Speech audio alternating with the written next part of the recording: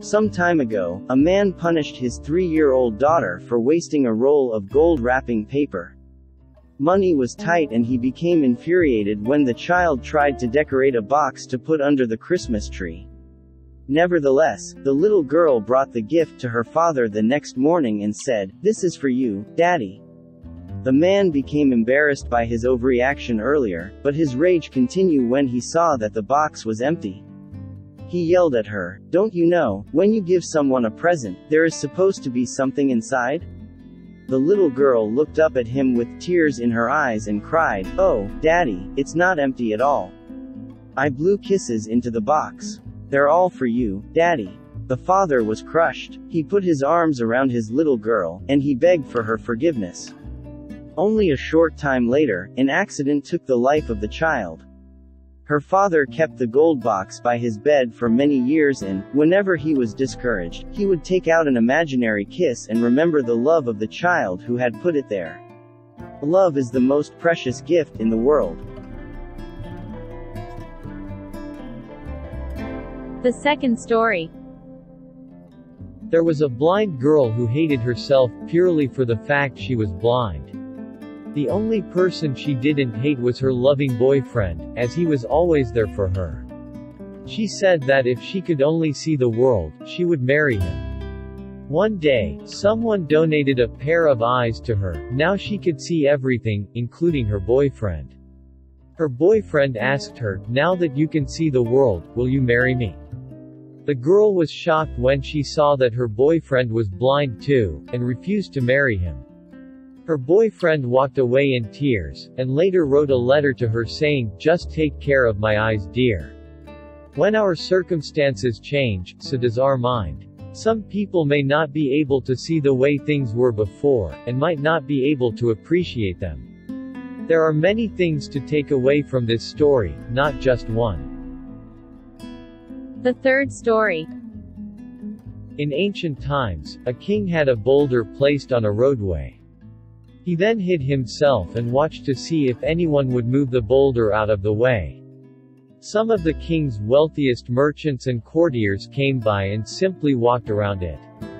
Many people loudly blamed the king for not keeping the roads clear, but none of them did anything about getting the stone out of the way. A peasant then came along carrying a load of vegetables.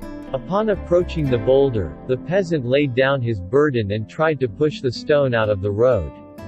After much pushing and straining, he finally succeeded. After the peasant went back to pick up his vegetables, he noticed a purse lying in the road where the boulder had been. The purse contained many gold coins and a note from the king explaining that the gold was for the person who removed the boulder from the roadway. Every obstacle we come across in life gives us an opportunity to improve our circumstances, and whilst the lazy complain, the others are creating opportunities through their kind hearts, generosity, and willingness to get things done.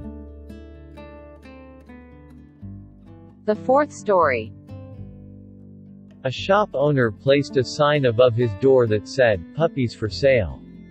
Signs like this always have a way of attracting young children, and to no surprise, a boy saw the sign and approached the owner. "How much are you going to sell the puppies for?" he asked. The store owner replied, "Anywhere from $30 to $50. The little boy pulled out some change from his pocket. "I have $2.37, he said. "Can I please look at them?" The shop owner smiled and whistled. Out of the kennel came Lady, who ran down the aisle of his shop followed by 5 teeny tiny balls of fur. One puppy was lagging considerably behind. Immediately the little boy singled out the lagging, limping puppy and said, "What's wrong with that little dog?" The shop owner explained that the veterinarian had examined the little puppy and had discovered it didn't have a hip socket. It would always limp. It would always be lame. The little boy became excited. "That is the puppy that I want to buy." The shop owner said, "No, you don't want to buy that little dog. If you really want him, I'll just give him to you."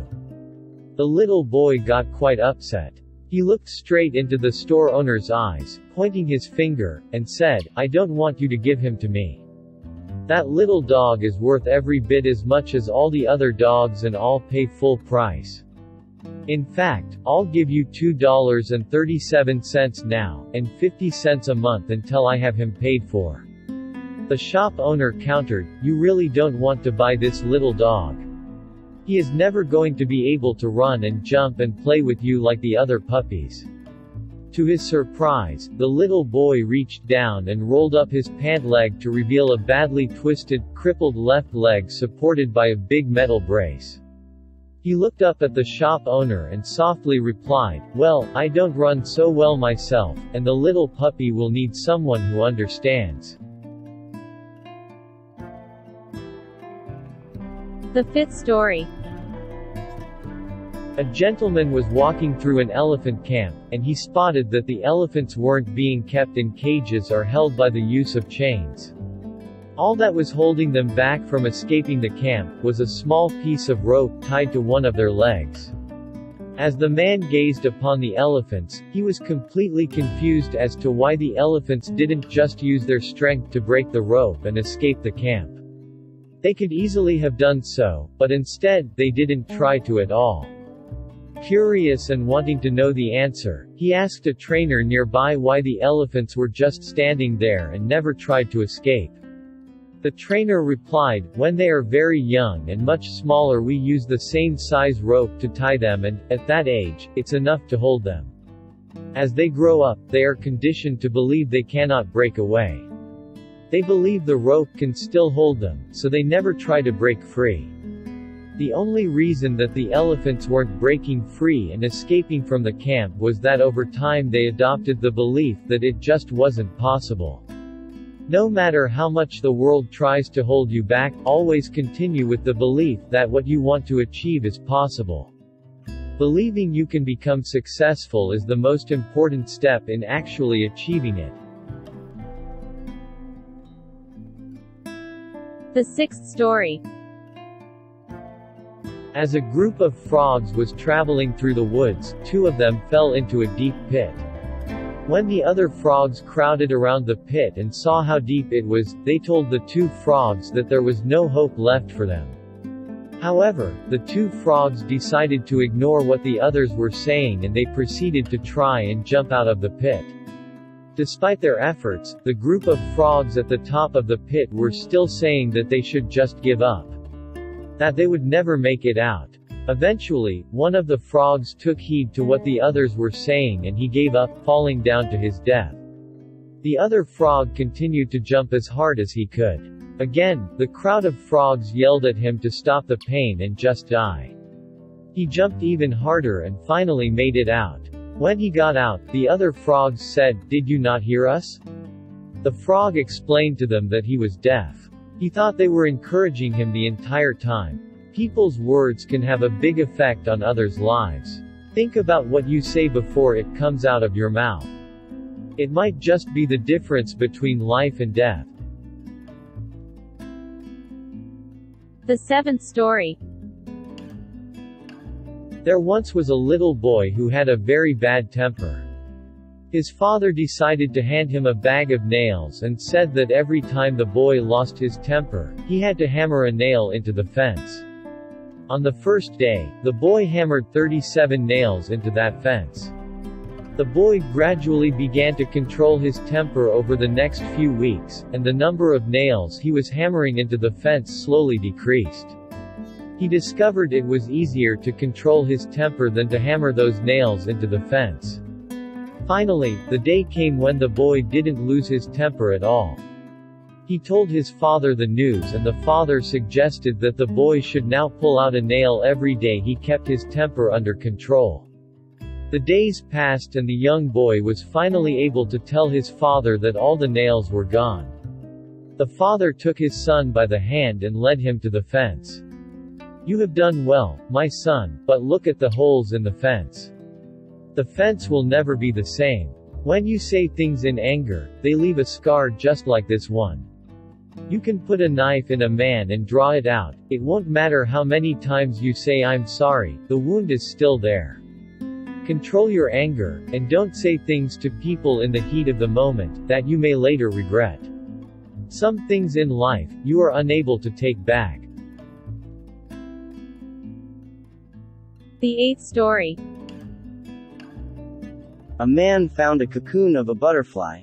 One day a small opening appeared. He sat and watched the butterfly for several hours as it struggled to force its body through that little hole, until it suddenly stopped making any progress and looked like it was stuck.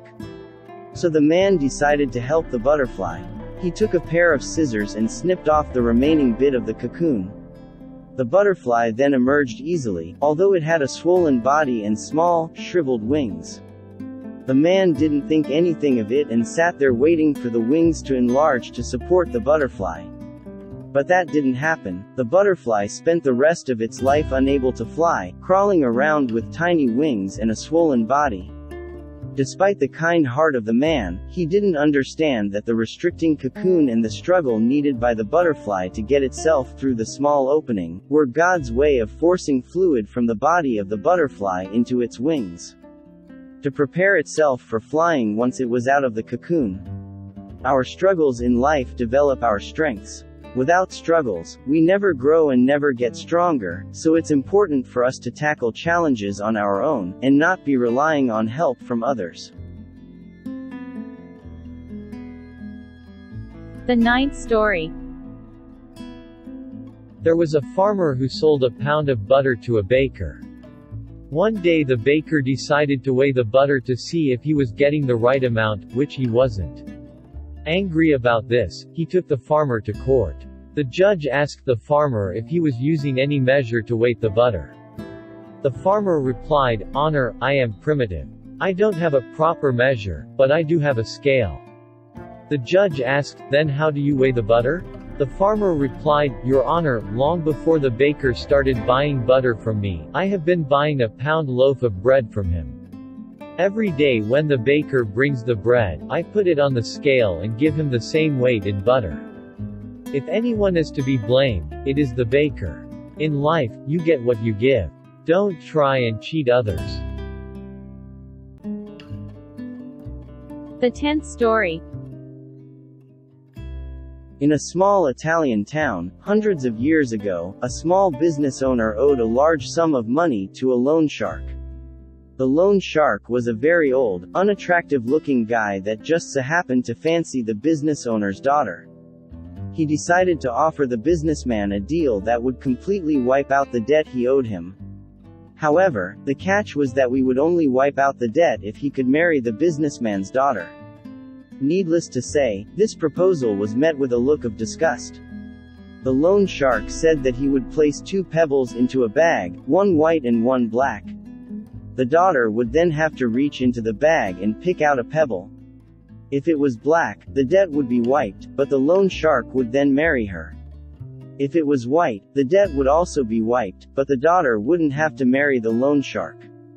Standing on a pebble-strewn path in the businessman's garden, the loan shark bent over and picked up 2 pebbles.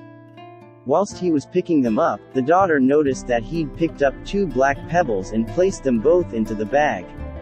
He then asked the daughter to reach into the bag and pick one. The daughter naturally had 3 choices as to what she could have done. 1. Refuse to pick a pebble from the bag. 2. Take both pebbles out of the bag and expose the loan shark for cheating. 3. Pick a pebble from the bag fully well knowing it was black and sacrifice herself for her father's freedom.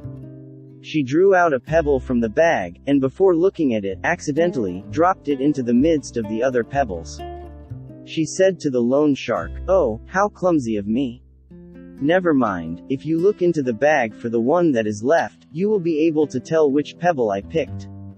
The pebble left in the bag is obviously black, and seeing as the loan shark didn't want to be exposed, he had to play along as if the pebble the daughter dropped was white, and clear her father's debt. It's always possible to overcome a tough situation through out-of-the-box thinking, and not give in to the only options you think you have to pick from.